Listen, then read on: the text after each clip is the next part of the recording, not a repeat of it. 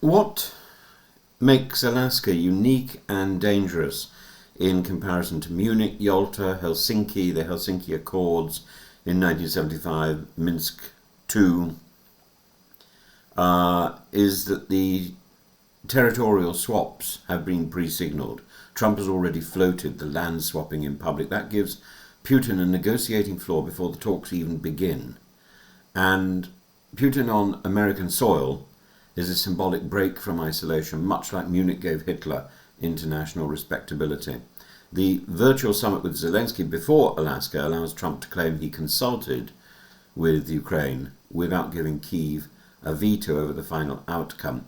And Europeans are reduced to a chorus of Zoom statements, like something from a Greek tragedy, recalling how post-war borders were drawn at Yalta without the full Allied consent. Churchill and Roosevelt at Yalta, Chamberlain at Munich, they all describe themselves as realists, making hard choices in the face of military facts. The temptation is intoxicating.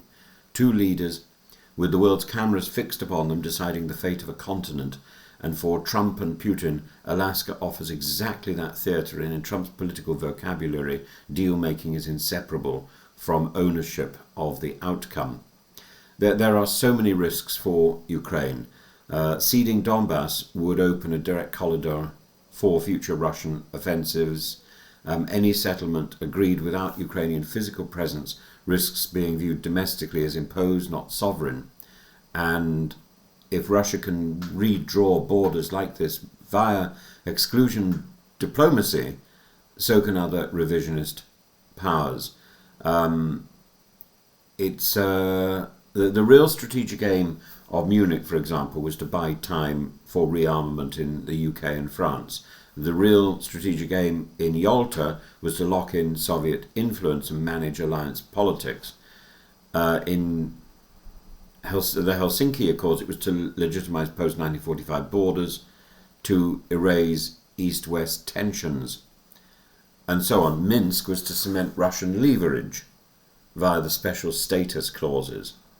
So what is the Alaska summit? It's to test Trump's appetite for territorial swaps, to rehabilitate Putin on US soil, but mostly it's a photo opportunity for Trump after 200 plus days of inadequacy, and you can see the immediate lure of this summit, an immediate lure, but it has to be put within the context of this persistent pattern in diplomatic history. The people whose future is being determined are often absent from the table, whether by deliberate exclusion, which is what this is, of course, strategic calculation, a logical pretext. The outcome is the same. Decisions are made over their heads, and the leader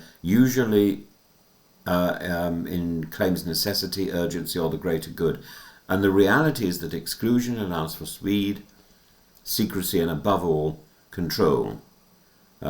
Munich, Neville Chamberlain, Hitler, Mussolini, to avoid war, peace in our time, Sudetenland goes, and Hitler is emboldened.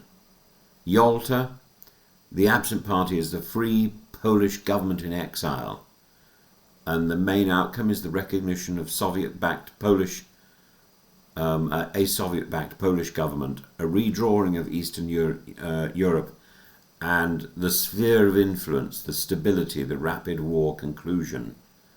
But Poland and Eastern Europe remained absorbed into the Soviet sphere for 45 years.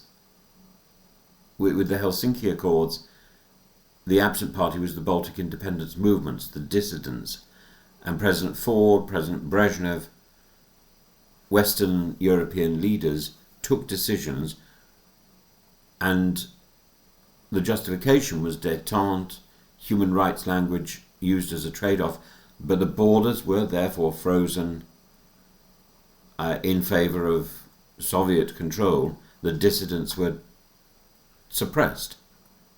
Minsk, the absent party, was Ukraine, largely sidelined in initial terms. the leaders of France, Germany, Russia were present, Ukraine's president was under duress. A ceasefire with the special status for Donbass. We're back to exactly the same issue, effectively. The pragmatic way to stop fighting, and the YouTube people keep coming back with Minsk, what about Minsk? Vladimir Putin arranged this, and Zelensky ignores it. Zelensky became president on the principle that the Minsk agreements were going to be renegotiated. Churchill and Roosevelt at Yalta often claimed they were dealing with a fait accompli. Stalin's Red Army already occupied Eastern Europe. The only choice was to extract what guarantees they could.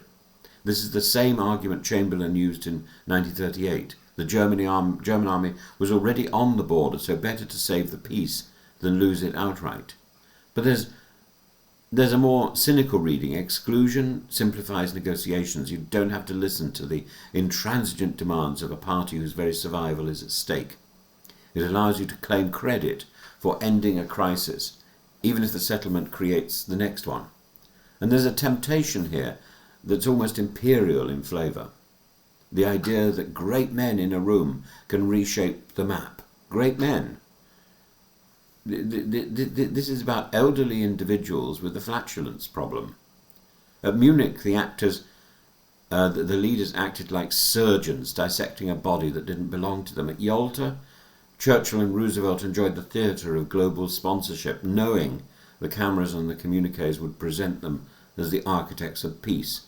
But Churchill betrayed Poland, the very country that Britain claimed to have gone to war for in 1939. Why were we fighting in the Second World War? Why?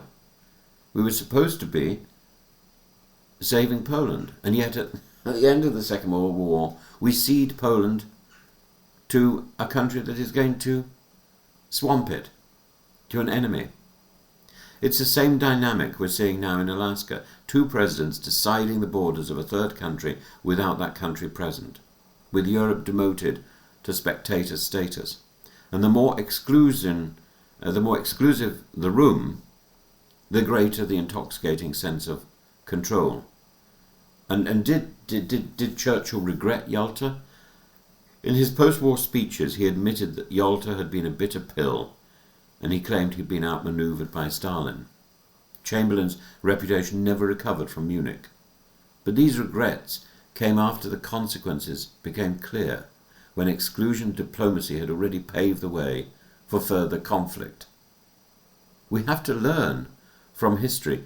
If Alaska repeats the pattern of Munich and Yalta, we know the likely result: a fragile settlement that favours the bigger country and leaves the excluded party resentful, isolated, and determined to fight again. The lure of absolute power binds leaders to a madness of intoxicating power. They're blinded to the reality that peace imposed without participation is merely a ceasefire with an expiry date. Histories excluded the Czechoslovaks in 1938, the Poles in 1945, the Balts in 1975, the Ukrainians in 1915, paid the price for the arrogance of world actors who thought that they could decide their future without them. And the only true necessity in these cases was the leader's own desire to be seen as masters of events. And the irony here is that such settlements are almost never lasting, but the photographs of the handshakes endure.